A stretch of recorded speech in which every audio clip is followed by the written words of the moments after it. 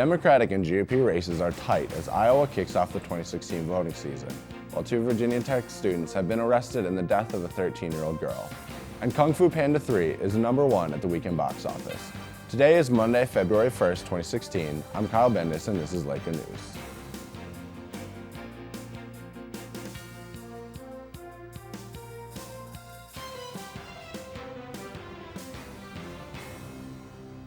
Presidential candidates have crisscrossed Iowa, shaking hands at big rallies and making speeches in small-town diners for the past year. Today they find out if it was all worth it when Iowans head to caucus at 7 p.m. Central Time.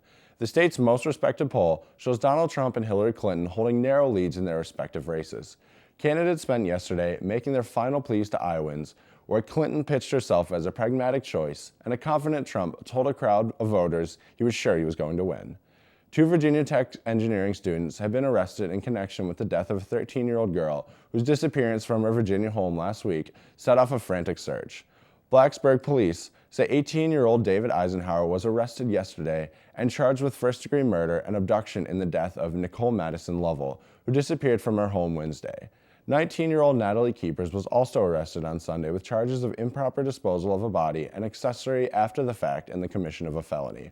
Both are being held without bail at the Montgomery County Jail. The World Health Administration is holding an emergency meeting this morning to discuss the spread of the Zika virus, which officials are saying is spreading, quote, explosively throughout the Americas. WHO officials could classify the outbreak as a public health emergency, which would require a coordinated global response. The biggest concern with the Zika virus is a potential link between the virus and a spike of cases of microcephaly, a birth defect in which babies are born with unusually small skulls and incomplete brain development. Kung Fu Panda 3 reigns atop the weekend box office, bringing in an estimated $41 million to become the largest January animated opening of all time. The Revenant and Star Wars The Force Awakens still hold both second and third place, respectively. Star Wars added another $12.6 million this weekend, bringing their worldwide gross profits to $1.9 billion. The National Hockey League's best players met in Nashville yesterday for this year's All-Star Game, seeing a new 3-game playoff format.